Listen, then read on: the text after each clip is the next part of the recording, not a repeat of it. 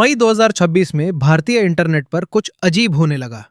शुरुआत में लोगों को लगा कि ये बस एक और मीम है, एक और इंटरनेट जोक, जो कुछ दिनों तक चलेगा और फिर गायब हो जाएगा।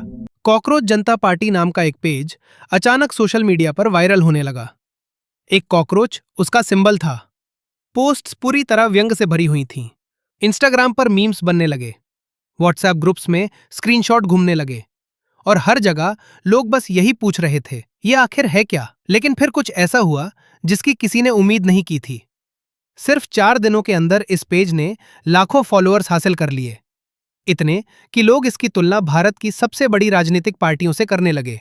सवाल अब ये नहीं था कि ये फनी है या नहीं, सवाल ये था कि इतने लोग इससे रिलेट क्यों कर रहे हैं। इस कहानी की शुरुआत हुई सुप्रीम कोर्ट की एक टिप्पणी से। चीफ जस्टिस सूर्यकांत के एक बयान ने इंटरनेट पर आग लगा दी। Youngsters like cockroaches, they don't get any employment, they don't have any place in profession. Some of them become media, some of them become social media, some of them become RTI activists, some of them become another activists, and they start attacking him. शायद सत्ता में बैठे लोगों के लिए ये बस एक सामान्य बयान रहा हो, लेकिन भारत के करोड़ों युवाओं के लिए ये सीधे दिल पर लगा।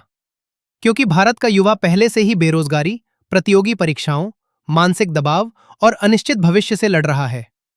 हर साल लाखों छात्र दिन रात पढ़ाई करते हैं, कोचिंग, एग्जाम, रिजेक्शन, फिर दोबारा कोशिश, और फिर भी कोई गारंटी नहीं कि नौकरी मिलेगी। बहुत से युवा महसूस करते हैं कि सिस्टम सिर्फ उनसे मेहनत करवाना जानता है, लेकिन उन्हें समझना नहीं चाहता। इसलिए जब कॉकरोच वाला बयान वायरल हुआ तो लोगों ने उसे सिर्फ एक इंसल्ट की तरह नहीं देखा, उन्होंने उसे उस सोच की झलक की तरह देखा जो शायद सिस्टम उनके बारे में रखता है। लेकिन फिर इंटरनेट ने वही किया जो इंटरनेट सबसे अच्छा करता है, उसने इंसल्ट को मीम बना दिया। Social media strategist Abhijit Dipke ने कॉकरोच जनता पार्टी लॉन्च की, एक सैटारिकल पॉलिटिकल मूवमेंट जो सपोजिडली लेजी, अनएम्प्लॉयड और क्रॉनिकली ऑनलाइन लोगों के लिए बनाई गई थी। शुरुआत में सब कुछ मजाक जैसा लग रहा था। मेंबरशिप रूल्स तक मीम जैसे थे। अनएम्प्लॉयड होना चाहिए, फिजिकली लेजी होना चाहिए, दिन के 11 घंटे ऑनलाइन रहना चाहिए और प्रोफेशनल तरीके से रैंट करना आना चाहिए। लेकिन इसी मजाक के अंदर एक सच्चाई छुपी हुई थी। भारत का युवा पहली बार किसी ऐसी चीज को देख रहा था जो उनकी फ्रस्ट्रेशन को ऑनेस्टली रिप्रेजेंट कर रही थी, बिना फेक प्रोमिसेस के, बिना स्क्रिप्टेड स्पीचेस के, बिना पॉलिश्ड पॉलिटिकल लैंग्वेज के।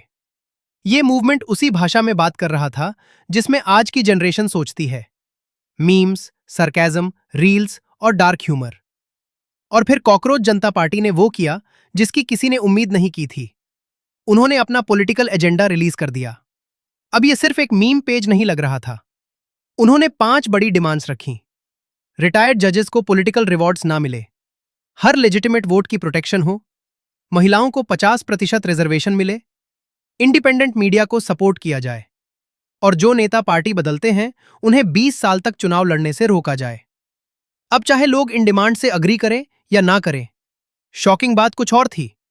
एक मीम पार्टी उन मुद्दों पर बात कर रही थी जिनके बारे में असली पॉलिटिकल पार्टीज भी ओपनली बात करने से बचती हैं।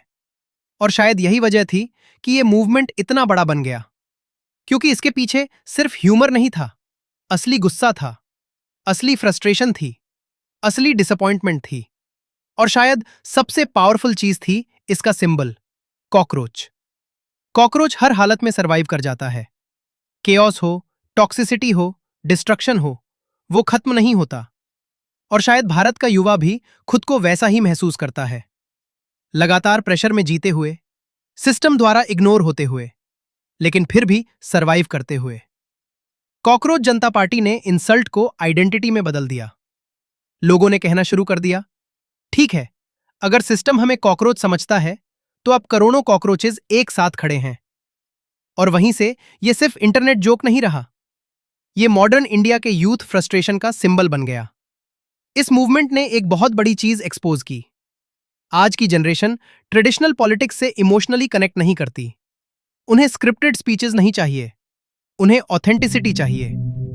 उन्हें कोई ऐसा चाहिए जो उनकी लैंग्वेज बोले, चाहे वो लैंग्वेज मीम्स ही क्यों ना हो। शायद कॉकरोच जनता पार्टी कुछ महीनों बाद खत्म हो जाए, शायद ये कभी रियल पॉलिटिकल फोर्स ना बने, लेकिन इससे फर्क नहीं पड़ता, क्योंकि इसने ऑलरेडी एक चीज साबित कर दी है, आज के समय में रेवोल्यूशन हमेशा स्पीचेस से शुरू नहीं होते, कभी कभी एक मीम से भी शुरू हो जाते हैं।